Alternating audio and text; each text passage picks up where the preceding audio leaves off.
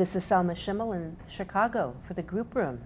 We're at the 2012 Multidisciplinary Symposium in Thoracic Oncology, which is brought to you by ASTRO, IASLC, ASCO, and the University of Chicago. We're joined by Dr. Paul Bunn, Professor James Dudley Chair in Cancer Research at the University of Colorado, Denver School of Medicine, and the Executive Director of the IASLC.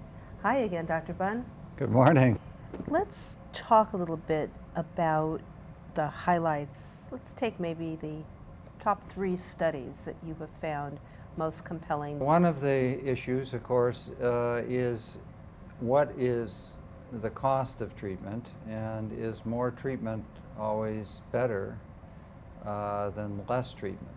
It's reasonable that we have new drugs, and so it's reasonable that they cost more until they go off patent. And it's important that there's a profit so that people will develop new drugs. On the other hand, it's important that we do studies to look at whether how much patient benefit is accruing from some of these new treatments.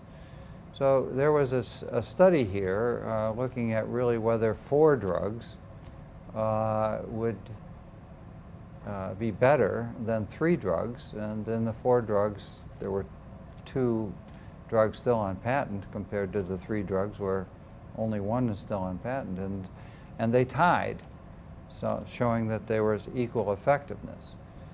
And you could say, well, why is that an advance? Well, and it's advance to show that the added expense of a whole bunch of unlabeled drugs isn't better than the judicious use of other therapies. A second thing is the continued molecular analysis. One of the issues is that some of our subsets, because it's a heterogeneous group of diseases, some of the molecular changes are present only in 1 or 2% of patients.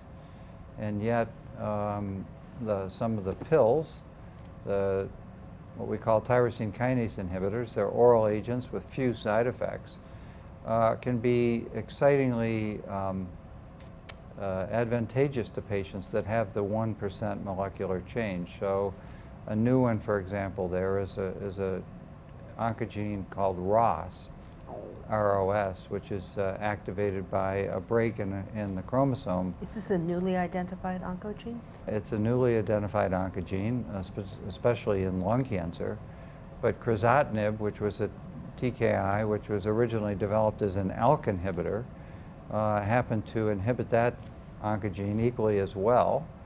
It wasn't used in the beginning because it wasn't appreciated that that oncogene was activated.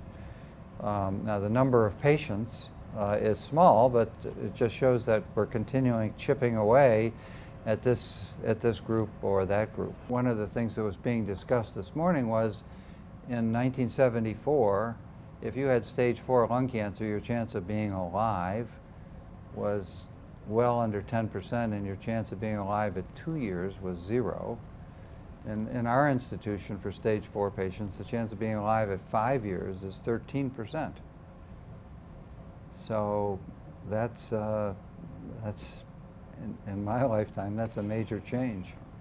Dr. Bunn, the next meeting that's coming up is in Sydney, and it's going to be the World Conference on Lung Cancer and the WCLC meeting.